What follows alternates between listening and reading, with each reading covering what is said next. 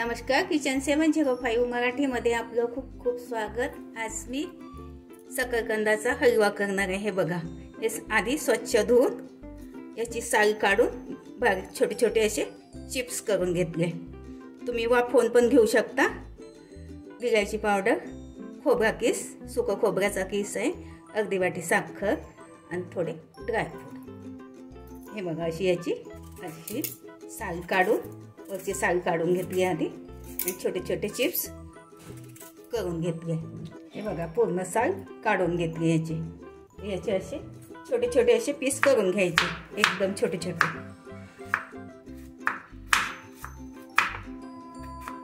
हे बघा, असे पातळ पातळ करून घ्यायचे। बघा, सर्वात आधी तूप घालते।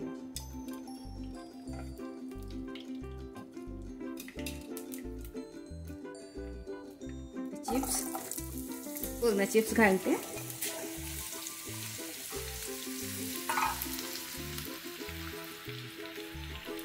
एक कप दूध।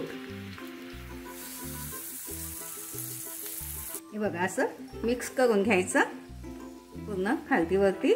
माझ्या चॅनल प्रथमच बघत असाल, चॅनलला सबस्क्राईब, बाजूला बेल आयकॉनला क्लिक करा। त्यामुळे काय होईल, माझी नवीन नवीन रेसिपी तुमच्या पुढे येतील।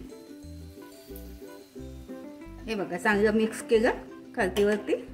त्याला झाकून ठेवते 10 मिनिट। अधूनमधून बघत राहायचं, कमी गॅसमध्ये शिजून जाते। हे बघा, आता 10 मिनिट झाले, कमी गॅसमध्ये होऊ दिले, शिजून गेले आहेत बघा। हे कंद तुम्ही वाफवून पण घेऊ शकता, पण त्याच्यापेक्षा ना याचा हलवा छान होतो।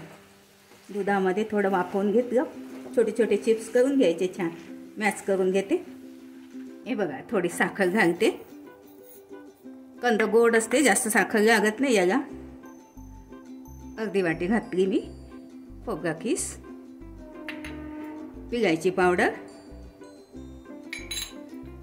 थोडे काजू बदामचे काप मिक्स करून घेते। हे बघा, थोडे मनुके घालते।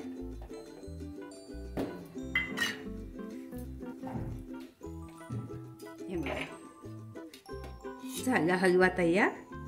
थोडं तूप घालते, याला तूप थोडं जास्त पाहिजे।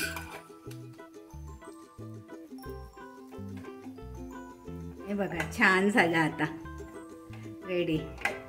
कमी गॅसमध्ये चांगलं 20-25 मिनिट शिजवून घ्यायचं, मस्त होते। बाउलमध्ये काढून घेते। हे बघा,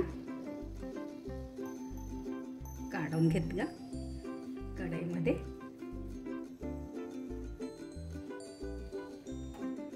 थोडं डेकोरेशन करते।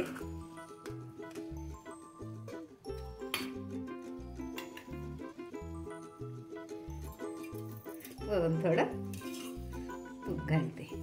बघा, खूप छान होते हलवा कंदाचा। अशा पद्धतीने करून बघा, खाऊन बघा। व्हिडिओ आवडल्यास लाईक, सबस्क्राईब करा, कमेंट्स करा।